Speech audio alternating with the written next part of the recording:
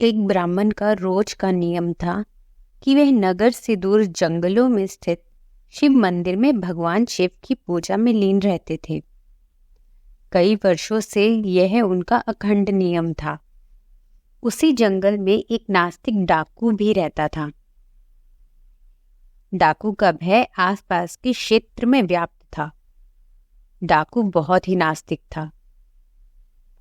वह मंदिरों में भी चोरी डाका करने से नहीं चूकता था। एक दिन डाकू की नजर उस ऋषि पर पड़ी। उसने सोचा, यह ऋषि जंगल में छुपे मंदिर में पूजा करता है। हो ना हो इसने मंदिर में काफी माल छुपा कर रखा होगा। आज इसे ही लूटते हैं। डाकू ने उस ब्राह्मण से कहा कि जितना भी धन छुपा कर रखा है चुपचाप मेरे हवाले कर दो। ब्राह्मण उसे देखकर तनिक भी विचलित हुए बिना बोले, कैसा धन? मैं तो यहाँ बिना किसी लोभ के पूजा को चलाता हूँ। डाकू को उस ब्राह्मण की बातों पर विश्वास नहीं हुआ। उसने क्रोध में उस ब्राह्मण को जोर से धक्का मारा। ऋषि ठोकर खाकर शिवलिंग के पास जाकर गिरे और उनका सिर फट गया। रक्त की धारा फूट पड़ी। इसी बीच आश्चर्य ये हुआ कि ऋषि के गिरने के फलस्वरूप शिवालय की छत से सोने की कुछ मोहरें डाकू के सामने गिर पड़ी। डाकू अट्टहास करते हुए बोला, तू ब्राह्मण होके झूठ बोलता है। झूठे ब्राह्मण, तू तो कहता था कि यहाँ कोई धन नहीं, फिर ये सोने के सिक्के कहाँ से गिरे? अब अगर तूने मुझे सारे धन का पता नहीं बताया तो मैं यही पटक पटक कर तेरे प्राण ले लूंगा। ब्राह्मण करुणा में भरकर दुखी मन से बोले, हे शिव जी, मैंने पूरा जीवन आपकी सेवा पूजा में समर्पित कर दिया, फिर ये कैसी विपत्ति आन पड़ी? प्रभु मेरी रक्षा करो। जब भक्त सच्चे मन से पुकारे तो भोलेनाथ क्यों ना आते?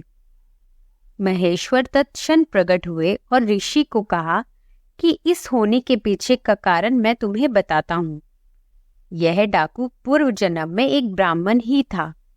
इसने कई कल्पों तक मेरी भक्ति की, परंतु इससे परदोष के दिन एक भूल हो गई। यह पूरा दिन निराहार रहकर मेरी भक्ति करता रहा। दोपहर में जब इसे प्यास लगी तो यह जल पीने के लिए पास के ही एक सरोवर तक पहुंचा। संयोग से एक गाय का बछड़ा भी दिन भर का प्यासा वही पानी पीने आया। तब इसने उस बछड़े को कोनी मारकर भगा दिया और स्वयं जल पिया। इसी कारण इस जन्म में यह डाकू हुआ। तुम पूर्व जन्म में मछुआरे थे। उसी सरोवर से मछलियां पकड़कर उन्हें बेचकर अपना जीवन यापन करते थे।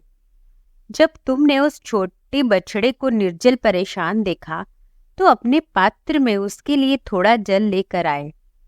उस पुण्य के कारण तुम्हारा जन्म ब्राह्मण कुल में हुआ।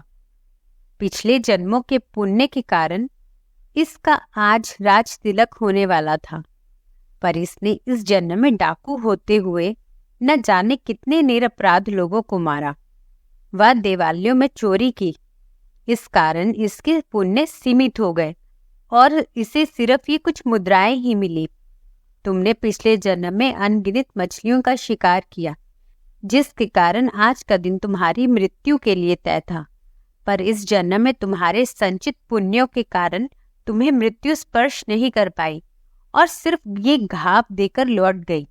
ईश्वर वह नहीं करते जो हमें अच्छा लगता है, ईश्वर वह करते हैं जो हमारे लिए सचमुच अच्छा होता है।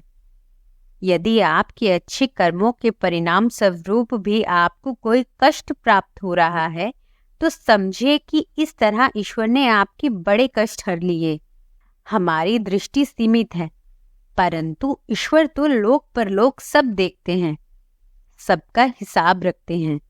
हमारा वर्तमान, भूत और भविष्य सभी को जोड़कर हमें वही प्रदान करते हैं जो हमारे लिए उचित है। उन पर भरोसा रखिए। धन्यवाद।